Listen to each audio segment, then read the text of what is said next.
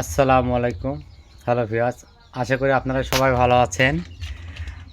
এটা হচ্ছে আমার রেসার কবুতর। আর আমি রেসার কবুতরের জন্য যে নতুন ঘরটি তৈরি করেছি, এখনও আমার এই দরজার কাজ শেষ হয় নাই।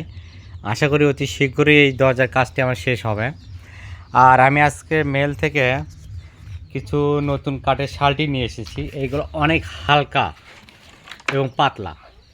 এগুলো গ্রাম অঞ্চলে সাধারণত 200 থেকে 250 টাকা মন পাওয়া যায় কিনতে।